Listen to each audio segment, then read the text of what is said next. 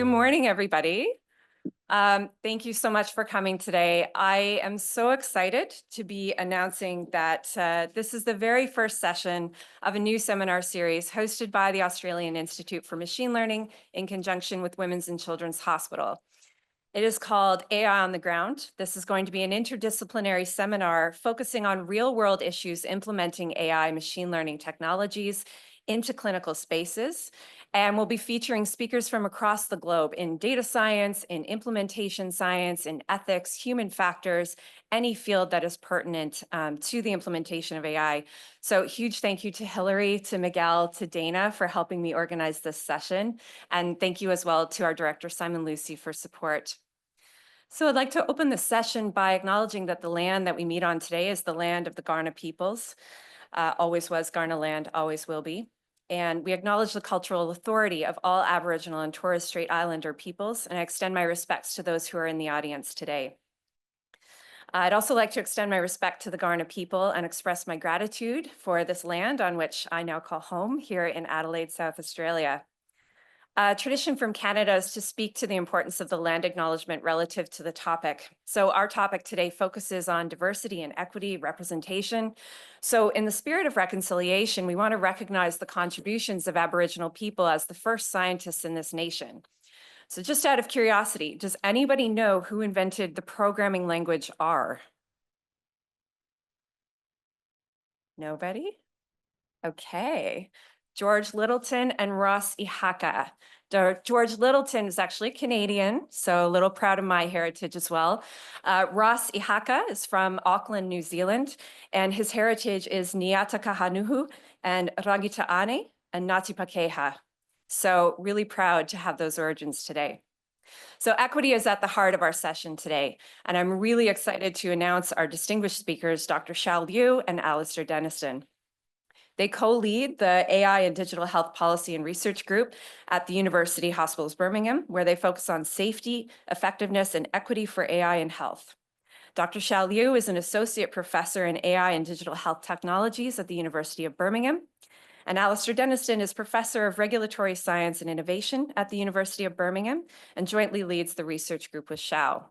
And what you won't read in the bios is that these are two absolutely incredible people who I am so honored to have as our inaugural speakers.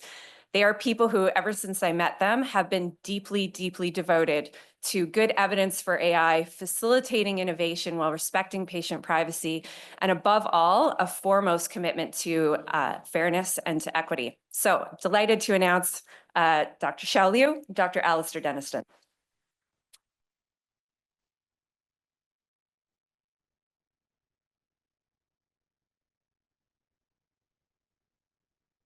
Hello, everyone. It's really great to be here today. Both Alastair and I, we're going to be doing this talk together. So before we start, it's just to say thank you so much for welcoming us to Adelaide and to AIML. We would also like to acknowledge the traditional owners of this land, the Kaurna peoples, and pay our respects to their elders past, present, and emerging. The focus of mine and Alastair's work and the work of our team is about building a responsible ecosystem for AI in healthcare. So we don't focus so much on a specific product or a specific use case, but we want to build a scientific ecosystem that fosters efficient and responsible translation of exciting technologies like AI to patients in a way that really benefits the patients and clinicians in the ecosystem as a whole. So our home is Birmingham in the UK. We are based across the hospital, University Hospitals Birmingham, and an academic unit within the university. Our focus is about safe, effective, and equitable AI. And we have an amazing, brilliant, multidisciplinary team that work on various areas within that portfolio. So some of us work on cross-cutting things like looking at regulation, post-market surveillance, evidence standards, and others have more of a specific clinical focus like in diabetic retinopathy or perioperative care, and we try and learn from all these different facets of AI in health. In terms of our approach, so I will mention the AI lifecycle quite a few times throughout our talk. we try to take an approach where we look all the way from the conception of an idea, all the way through to translation in patients and ongoing implementation. And we try to look at each stage, what are the key things that are required to move the best technologies forward and for the bad technologies to be weeded out or, for further work to be done. And so we'll touch on some of these projects that we've done in the past in our talk. But it includes things like highlighting evidence gaps when we don't have robust evidence coming through, fostering transparency in publications, working with health policymakers to make informed decisions about what kind of technologies we want to invest in. A lot of our work is centered obviously in the UK, where we have quite a centralized approach to this within the national health system. And so that may slightly bias the way that we deliver the talk, but we do find that the same roadblocks are present everywhere. And the way that we do that is we partner with the decision makers along that pathway. So we've worked with journal editors to as formal gatekeepers of scientific literature. We've partnered with, like I mentioned, health policymakers. We work a lot with the regulators. So in the UK, that's the MHRA. We've also partnered a lot with the TGA in recent years and with the FDA too. And we try and support them in taking a joint up approach that's really evidence-based. And in this talk today, we're going to focus on a few gaps that we still see in existence. So we're going to talk about the evidence gap, which is how we personally arrived in this space. We're going to talk about the fairness gap, and then there'll be an implementation gap / post-market gap. So I shall hand over to Alastair to walk us through the evidence gap. Thanks, Xiao. And great to be here. So thank you. So I don't know if this statement feels familiar. The answer to our current health crisis is AI. AI is better than doctors, and we should be using it now. And I don't know if this diametrically opposite statement is also very familiar. AI is completely different. We're not ready for it, and it's a wild west out there. I think we probably all in this room regularly get involved in AI bingo, where you hear kind of classic phrases coming out. And Wild West is certainly in the UK, it's a kind of frequent association with AI. And what we wrote an article recently in Lancet Digital Health, just sort of talking about some of these really strongly held opinions around AI and how it influences how we look at evidence. And I think we're trained to be scientists, but we started using this phrase, are you a scientist or an alchemist when it comes to AI? Because actually, I think that even people who are normally quite rational and scientific in their approach, something happens when they hear the word AI or the term AI, and a lot of that scientific rigor goes out of the window. So why are the conversations in this space so confident and so polarized? So we highlighted three things that may be driving this, but there may well be more. One is the vagueness and breadth of the AI promise. So when you use the term AI, it may have completely different associations to somebody else than it has in your brain, because it's so vague and broad, and we hang kind of our hopes and dreams on it. The other thing is around the ubiquity of AI in our precognition. What I mean by this is that, actually you've all grown up with a concept of AI through fiction, through the media, and now increasingly through our consumer electronics. And we kind of just infer from that, both from fiction and the reality in a different domain, what we think AI should be in a health domain. If it can do this, of course it can do that, without necessarily waiting for the evidence as to whether it really does or not. And the third thing, which particularly those of us working in the health system, this will really resonate. There is such a desperation from our creaking health systems to find magic solutions that, and technology is normally top of that list of magic solutions. So, technology clearly has a place, but there is, again, particularly politicians and policymakers will often reach for AI as being the kind of solve-all. So this brings us back to evidence and our approach to kind of trying to help generate better evidence. These are sort of familiar types of headlines. Certainly this was in 2019. And this was all on the back of a study that Xiao led, which was the first systematic review and meta-analysis of deep learning versus humans looking at equivalent diagnostic classification tasks. So there were kind of headlines around the world related to this particular article. And in a sense, this was, I don't think the term clickbait existed then, but effectively, it was one of those headlines that media were just looking for. So when you do a scientific article that appears to show that this is the case, you know, suddenly, I mean, we've published quite significant work since, which has never had quite the same level of media coverage, but it clearly resonated and was a headline that people wanted to talk about. But actually, if you go back to the paper, so there's this one, Lancet Digital Health, which I think is still that journal's most cited paper.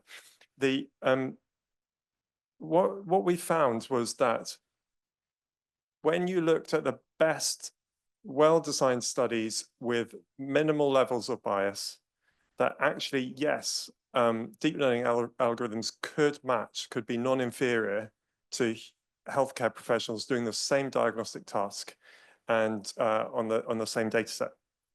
So in one sense, the headlines were justified.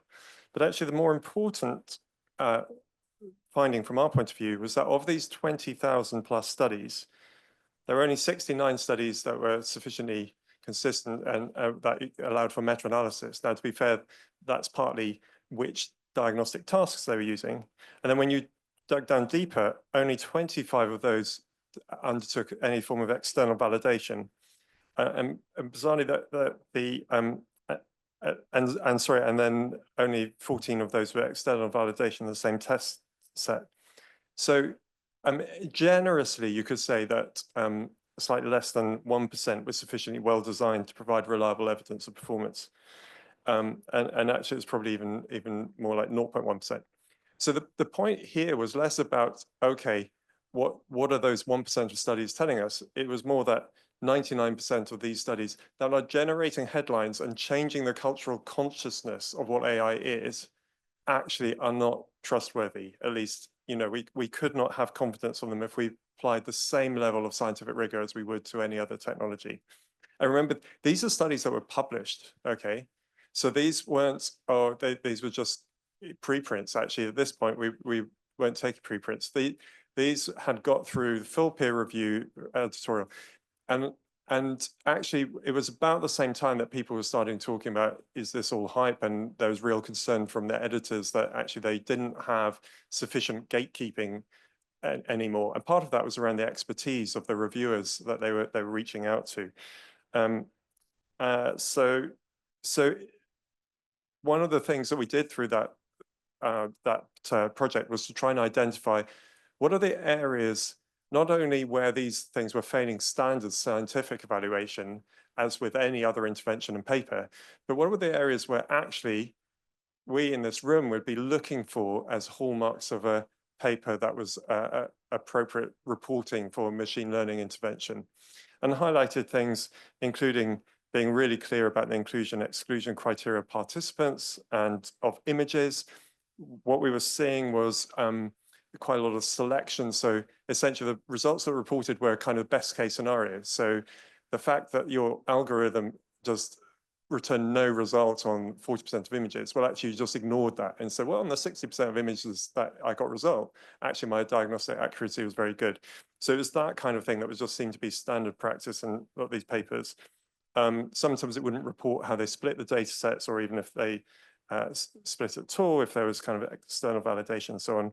Any elements around the pre-processing that might tell you, okay, how far is this algorithm from being deployable in the real world, as opposed to under kind of very much a hand-curated setting. And also what the expertise of the human human comparator was, was it a fair comparison? So there were a bunch of things that we identified from this, and other people around the world started doing similar studies. And so what we did is we drew a lot of these findings together to try and think, well, how can we improve the quality of evidence rather than just saying, oh, you must do better. So what we did is we looked to reporting guidelines to see if there were reporting guidelines that really cover these areas. And there are great reporting guidelines out there, including the famous consort reporting guidelines for randomized controlled trials. But actually, they didn't capture all these, some of these AI-specific elements. So the core was there, but we needed to, in some way, extend it. And the reason that reporting matters is around transparency, openness, and being ready as scientists to get feedback and have other people critically look at our work. We shouldn't ask people to take things on trust, just as we're confident that our algorithm works. And so good reporting is a kind of key part of ethical scientific practice. Equator is the international network that kind of holds the standards for this. And so we worked with them to propose the extensions for consort and for something called Spirit. Spirit is what you use when you're putting a protocol together for your study across a range of study designs. And then consort is what you would use. You've done your randomized controlled trial, and then you report according to that. Now, you can dig into this, and we've got an interactive website on clinicaltrials.ai, so you can look at the items there and see them in more detail and a bit more explanation, or you can also see the papers. This was had quite significant impact and was published in Nature Medicine, Lancet Digital Health, and BMJ. But the point is less about, oh, well, it was published in multiple places. The point is, actually, does it change anything on the ground? And the most exciting thing for us was not just the coverage, but the fact that actually these were then started being adopted and even mandated by the leading journals around the world. So if you are reporting, then there are now a number of guidelines you can use. So the Spirit, as I say, for protocols, consort if you're doing randomized controls, and then this rather daunting list. Actually, it's not saying you need to report to all of these. It's that depending on what your type of study is, you just pick off the shelf the one that is most appropriate for you. And we've had the privilege, and actually many in the room have had the privilege of being involved in many of these, either in steering committee or participants and so on. So I'm going to hand over at this point back to Xiao. Okay, so the next gap that we're going to talk about is the fairness gap, which I'm sure many people here are either very aware of or probably actively working on. We know by now that algorithms perpetuate biases that are reflected in the data that they're trained on, but also through many other means. But we are also beginning to see how this can impact patients in the real world and create a situation where we not only continue to replicate, but even potentially exacerbate inequitable health inequalities. I want to acknowledge that bias in algorithms can come in from at any point in the life cycle, but for the work that we've done, we've chosen to focus on the data collection aspect. And we did this through looking at a number of reviews across different health areas for the representation within data sets. So I should caveat this by saying we only looked at publicly available data sets here, but it gives us an idea of how the data is distributed.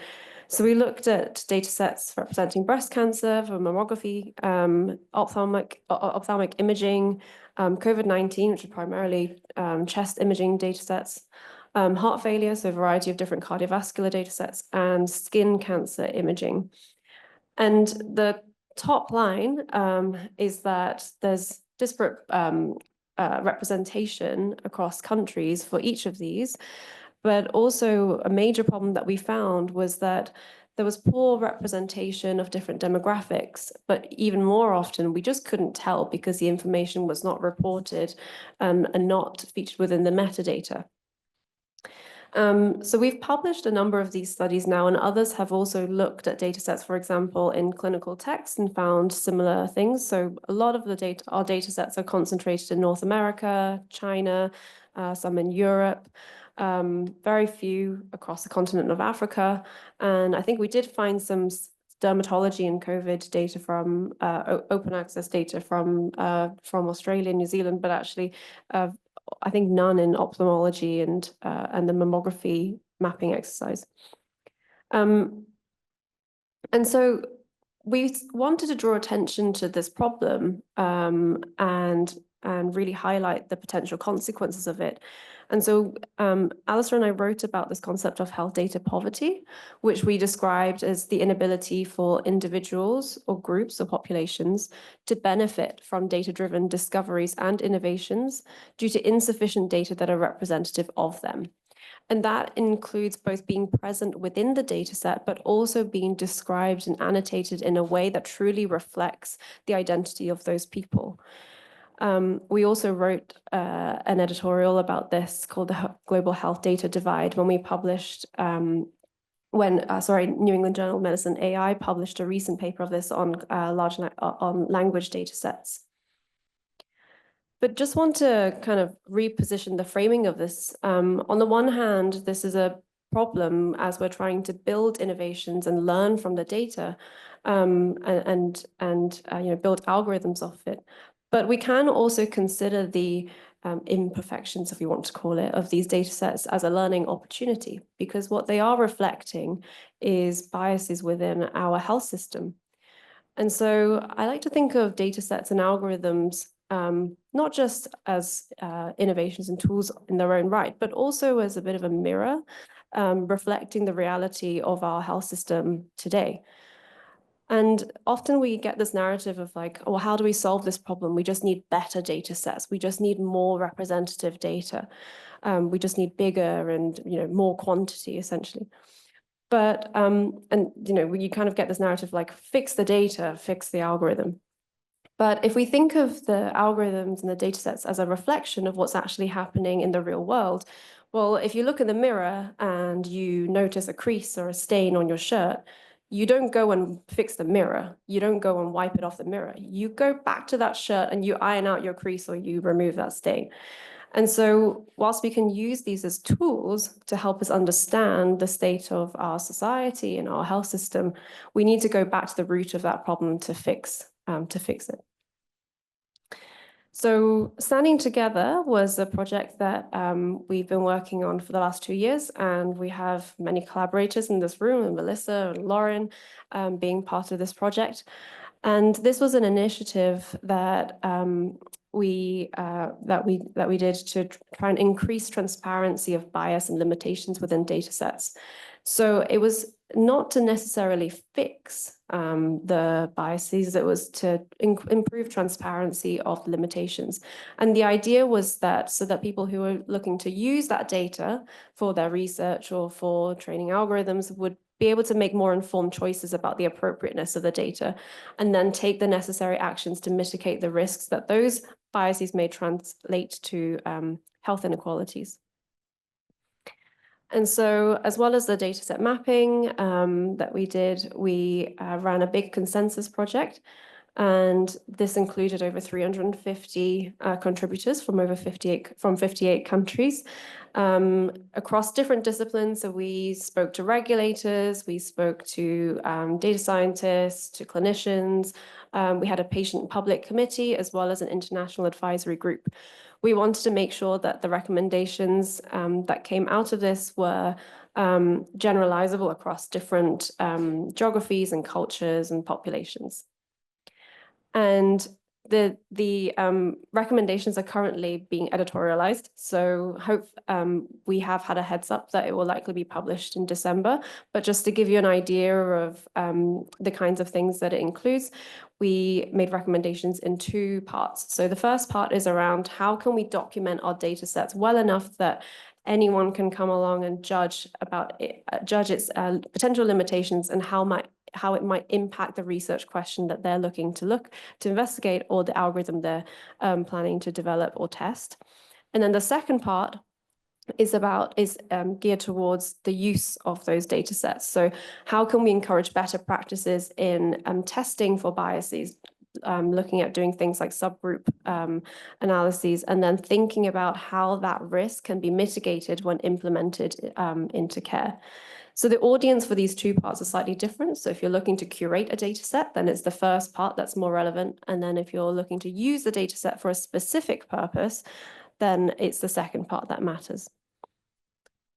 So just to kind of dive in a little bit more, the documentation recommendations include things like highlighting, how the groups were represented within the data set, how the decisions around categorization was made, describing any missing groups, or any that may have been either sort of homogenized into groups of like unknown or other, how bias may have crept in through the way that the data was collected, like, for example, through physical devices, which we know may exhibit bias. And the second part speaks more to, okay, so now you have a use case, now we can make some, now that we can make some recommendations in terms of who are the groups that we really care about. So this is a very difficult thing to do when it's a general purpose data set. But once you have a use case, you can say, well, these are the populations that we know have poorer health outcomes, who know are disadvantaged, and who we care about and want to a priori choose to do subgroup testing in. So that's what the second part of the recommendations is for. And we have worked really hard to engage policymakers to embed these recommendations. And this is something that the regulators are looking at a lot. So I'm not sure if people are aware, but for the most part, regulators do not mandate subgroup testing when they're looking at a medical device, at least not AI and software as a medical device. So the closest we have is that the FDA will ask for breakdown of performance within subgroups, demographic subgroups, usually race, ethnicity, and age groups, and I think sex as well. But no other regulator mandates this currently, but they are looking for guidance to be able to do more in fairness considerations. So this was standing together was really welcomed by the regulators that we worked with. And we also engaged patients as well in helping us answer questions like, okay, so what should we do with biased algorithms? If we accept that we're never going to have a perfect algorithm, and we know that it might not work in everybody, what do you want us to do about that? And we had a discussion around, should we use it in no one? Should we use it in everyone? Should we use it in some people but not others? And how do you want us to make that decision? And the broad themes that came out was that patients really value transparency.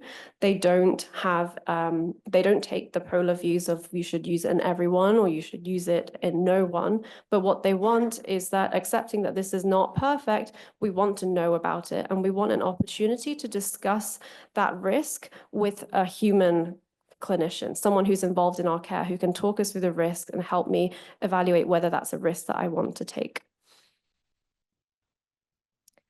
Okay, so this is the last gap that we are planning to talk about, which is the implementation and post-market gap. And this is really recognizing that through the stages of evaluation, we get different types of information about the safety and the reliability of these algorithms. So in the in silico evaluation, often on data sets, we get some idea of the likely performance, but we really need to translate that into a real world environment to see whether that still holds up once we embed it into a clinical environment in the intended use clinical pathway. And then we also want interventional evaluations to understand really what is the impact of these algorithms on some meaningful outcome. And we have to do that in an interventional way. So whether that be patient outcomes or operational outcomes or health economics, we have to do that at some point. And then even after that, we need to make sure that the algorithm continues to work as intended. And so the post-market monitoring is also really important.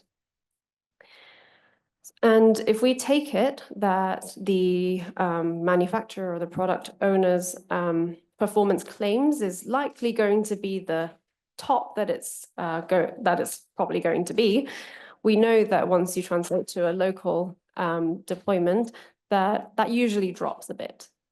And even under that, when we start looking at subgroup performance, usually we see disparate performance too.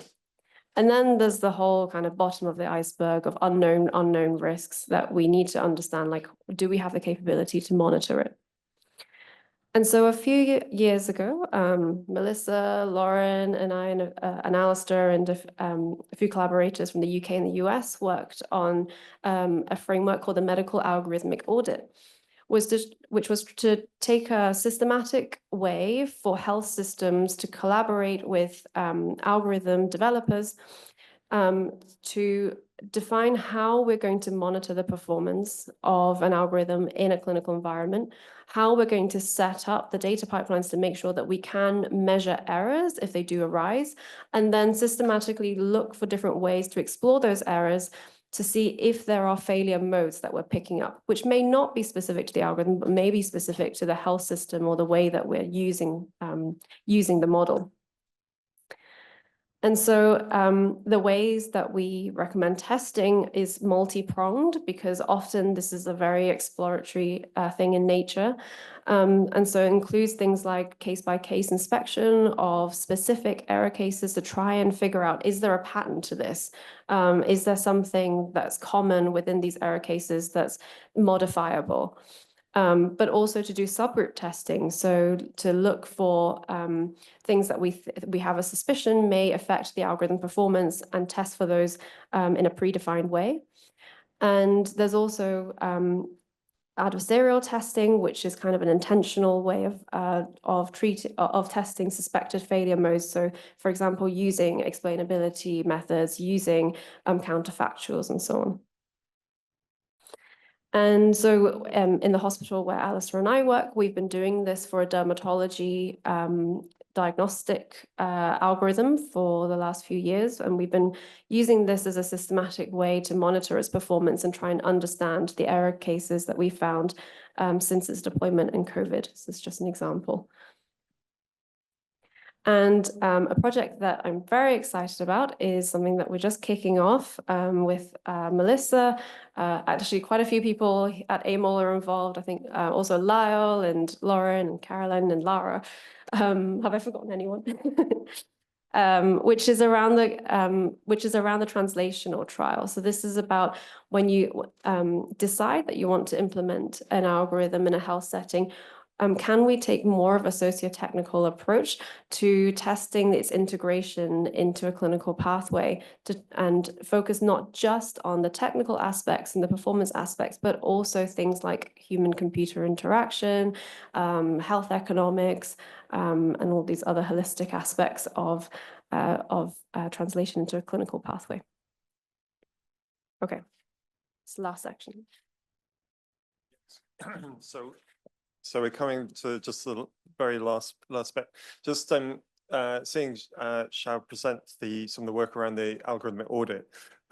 It's if you're interested in looking at that, Lauren's the senior author on that, and but also published a really nice practical implementation of their algo audit on hip fracture algorithm, and that's really nice because you see the kind of case study of examples and the error analysis and so on. So really encourage you to read that although you may well have read it already. So just the last bit we just wanted to mention was some sort of practical things about what this looks like in the real world. And so imagine you're doing your algorithmic audit and you're getting a signal back on ongoing monitoring as part of business as usual for how you're deploying these algorithms in your local setting. But actually doesn't really make sense for each of us to have that kind of silo of information. So how we kind of aggregate these signals at a sort of national level or global level.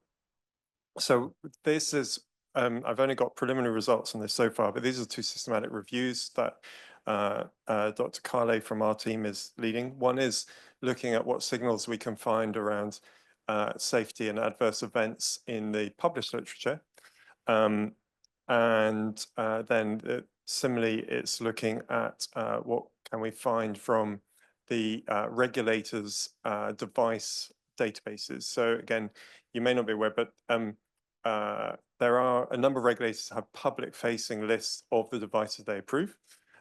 You'd feel that that should be just de facto from all regulators, but sometimes it's not public-facing.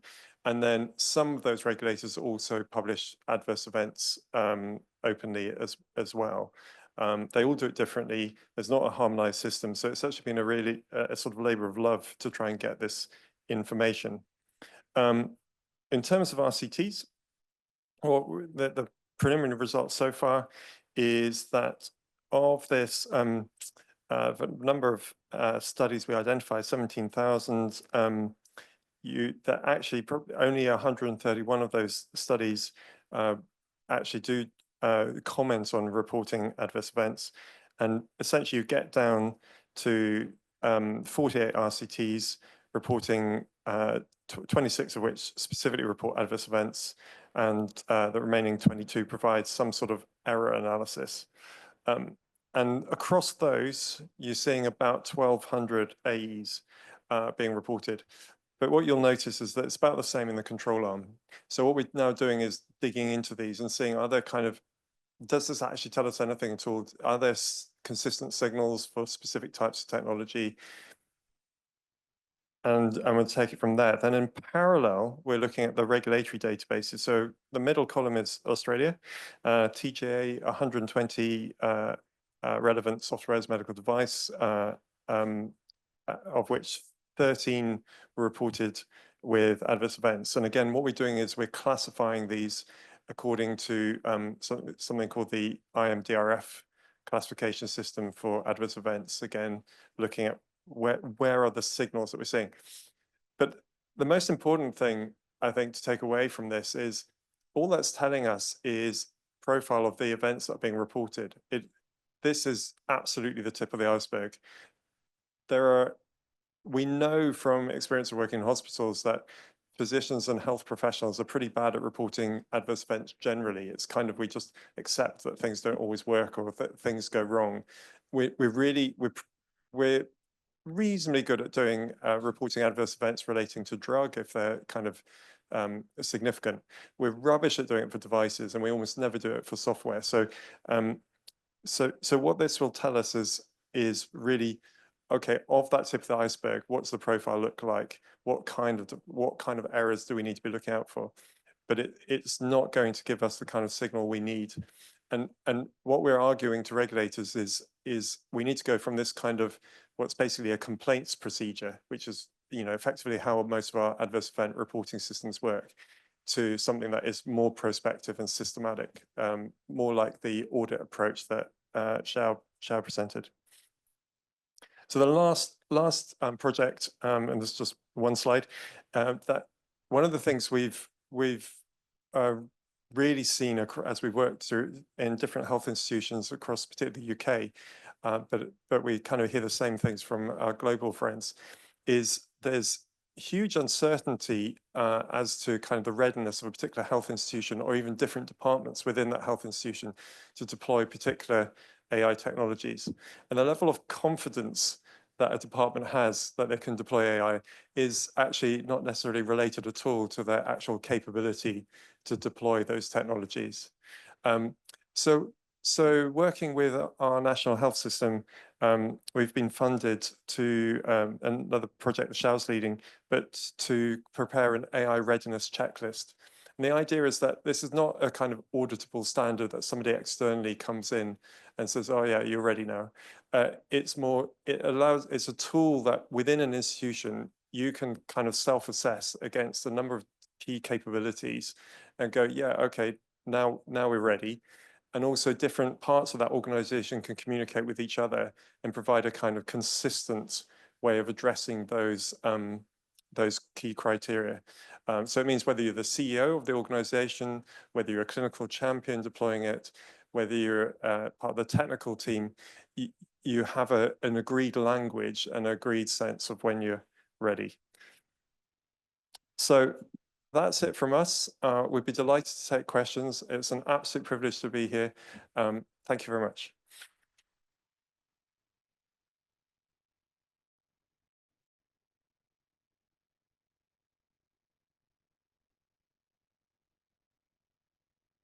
Thank you so much. That was a fabulous talk. I am going to be checking the chat. So if you've got questions in the chat, feel free to pop them through and we can take questions in the room as well.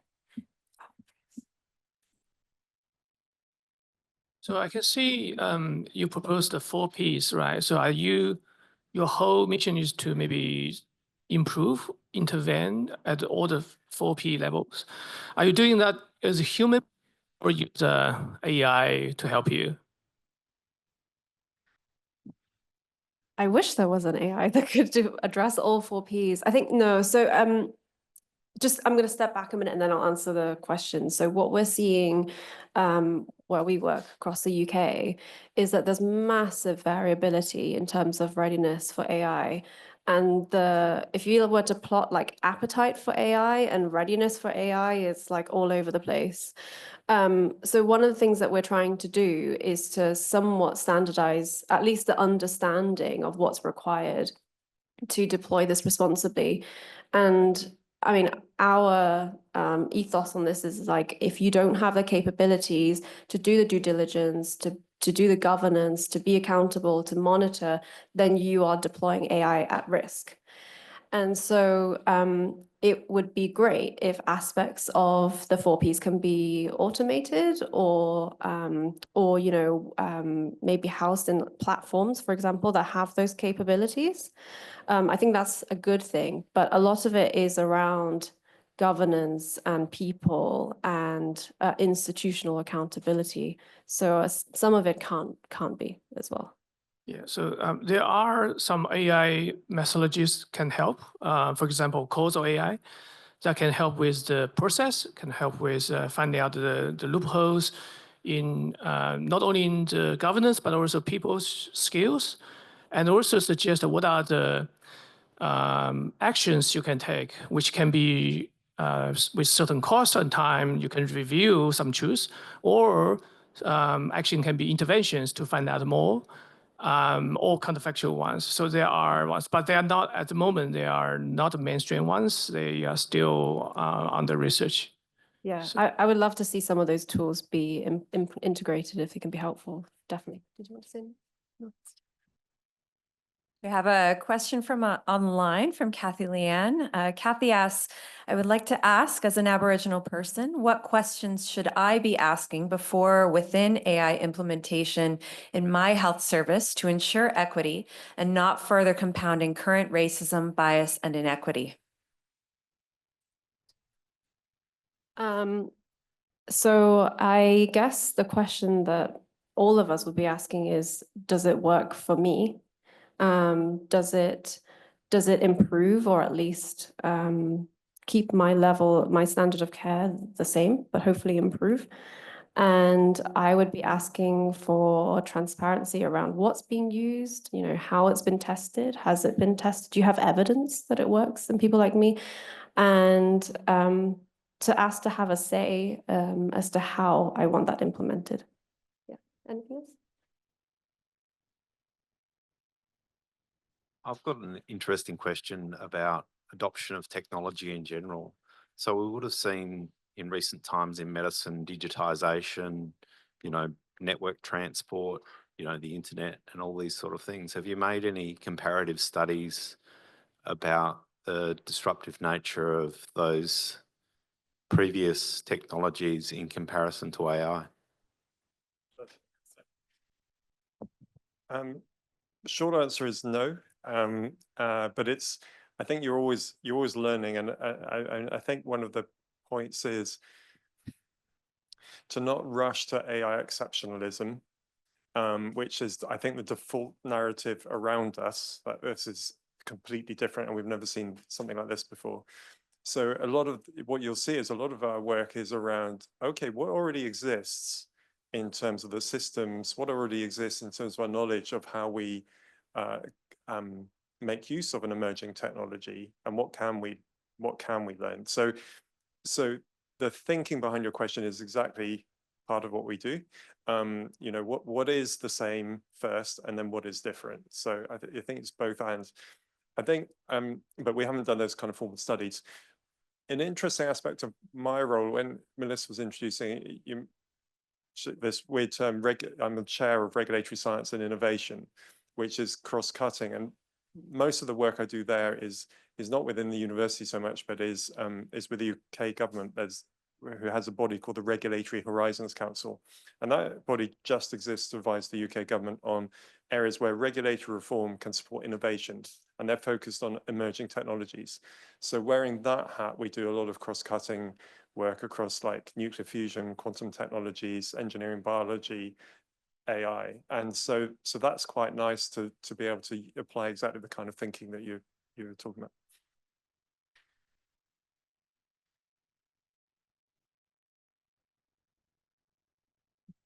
Thanks so much for such a comprehensive overview of all the work that you've done. It's incredible. I wanted to ask about the extent to which you're seeing any data about the actual clinician. So we know that clinicians are under a lot of pressure. There's often cognitive load that's affecting them, and implementation of technology can impact on that.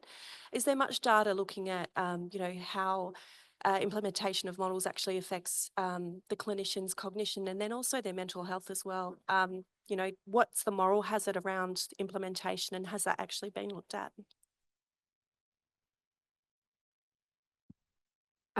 So I'm not that familiar with that area of the literature, but just anecdotally, I think we're hearing some stories of that around the UK, particularly around where algorithms have been implemented without much consultation with clinicians. And so the way that they're used is not always entirely clear. And sometimes we also get clinicians getting put into the role of almost like quality assuring pilot programs within AI, and then they develop these interesting ways of interacting with it. But I mean, these are kind of like anecdotal cases that we've heard of. I don't know. Yes. So just to add to that, anecdotes rather than kind of formal studies. For example, one of the AI deployments that's been very popular is around a stroke, hemorrhagic stroke detection software. So the idea being that of all the strokes coming in, there's a subset that need to have intervention really quickly. Now that's been very popular, and it's nothing actually to do with the AI system. It's the fact that the user interface is also then available on your phone. So actually you're getting information provided to you with even without the kind of AI component in a way that has actually helped workflow. So there are a few examples where we see, okay, actually this is popular with clinicians, but most of the time, I think we're seeing the pain. We're seeing the kind of the pilot studies, as Xiao said. We're seeing the kind of challenge around integration. We're also seeing some interesting examples of top-down application being counterproductive. So I think often what we see is you have bottom up, where there's kind of a clinical champion who's really keen to apply a technology that they've come across. They get a bit of a groundswell of enthusiasm within the department, and then they kind of tend to hit a barrier going upwards. What we've seen is, so the NHS hospitals we worked in were really keen to go kind of AI, be at the forefront. They kind of effectively put in a sort of team to introduce various use cases of AI, but without there being a real enthusiasm from the ground up. So you had this interesting scenario where actually all the executive sort of C-suite level was being signed off really quickly, and it was being deployed, normally with one or two clinicians being supportive. But actually, if those of you who, I know a number of you here work in a radiology department, you can imagine you kind of need everybody on board with these things. The fact that you've got one or two people who kind of support it isn't sufficient. Yeah.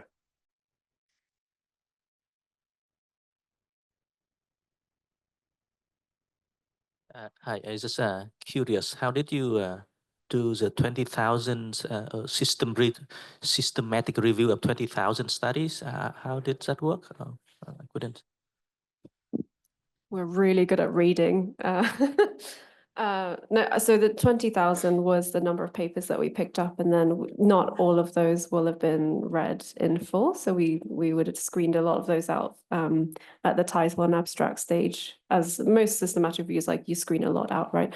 But we did read a couple of hundred papers in full and extract the data with a big team. What kind of information did you try to screen now at the beginning when you say like seem to narrow down a lot? Yeah, so that systematic review was specifically around use of deep learning in medical imaging at that point, and then it needed to be an evaluation that benchmarked against humans in some way. And so if the papers didn't fulfill that criteria, they would have been screened out. Yeah. Maybe I have another questions. I see a lot of like use of foundational models each day, and who knows what they have been trained on, basically. All right. So, but suppose that I have a foundation model and I use it, I implement it, I tested it on, say, patient in my own hospital, and then they all work. Can I just, customize and adapt it and use it, and knowing that it might have some limitations, some bias, whatever it has been used for training that model? Mhm. Is that something that we can use, or what do you think? So I think the short answer to that is you would test it in the same way, like whether it came from a foundation model or not. And we can, I'm not really qualified to talk about whether foundation models are more likely or less likely to perpetuate biases. But I think the bottom line is, even in that scenario, you would evaluate it in the same way. You would do your subgroup testing. You'd look for performance across subgroups. Yeah. Ooh, yeah, go ahead. So there's one thing about, does it work, as like Xiao said, the way that you would evaluate it. The other issue is we're seeing a lot is from the regulator's perspective. So say you've done your study and now you want that to be approved as a medical device to be deployed, not just in your hospital, but more widely, or as part of business as usual.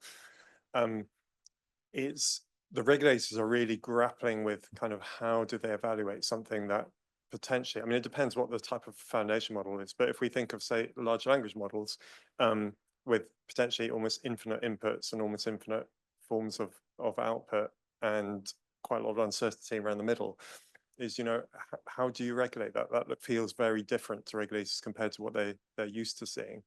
And yeah, so again, Xiao's leading one project which actually looks at different ways that large language models may qualify as a medical device, when they do, when they don't. Because once you're into saying, okay, this is a medical device application, which it sounds like it would be in your case, then there's a very fixed criteria that you have to kind of comply with. And it's hard to see how these models would do that. Thank you very much. Great presentation. Fantastic. How do you suggest there's a different threshold for acceptance of error by AI and humans? I'm a cardiologist. I know I'm not perfect, by the least, right? So there's this issue and discrepancy that is well known. But how do you think we should address this? Should we increase the threshold or bring them closer? Quantify more, probably. You go.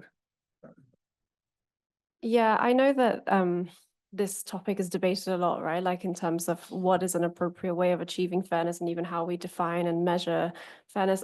I've always, this is my personal view, like I've always felt like it's not really up to us to make that decision. So I'm very interested in doing more patient consultation work around, how do we define thresholds of fairness? Like how discrepant is too discrepant? And I think it must vary case by case as well. But a lot of the times, like you say, humans are also imperfect, and we don't measure that. We don't measure bias across clinicians. And so it's very easy for us to scrutinize in a very quantitative way discrepant performance and models. But of course, we don't do that in humans. Yeah, sure. And even, I mean, in addition to that point around fairness, even just error rates, even if it's perfectly fair, but or equal, but as you say, there may be an acceptance of you make an error as cardiologist, but at least you're human and you can explain afterwards. You know, you can be held to account, but also you can actually explain, okay, well, this is what happened, and I'm learning from it. I cannot explain my neural network all the time. Yeah, okay. But again, as Xiao said, that's a piece of work that we'd really like to do, is actually specifically, you know, how good is good enough for an AI system? And I think that needs to be done on a use case by use case. I don't think you can just say for AI.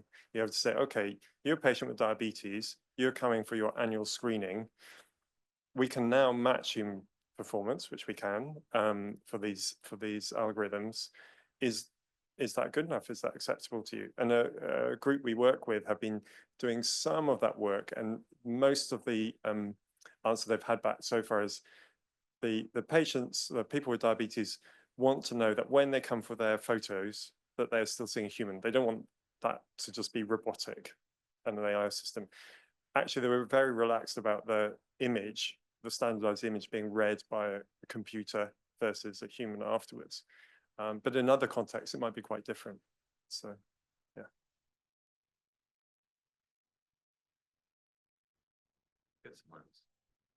Is this someone else?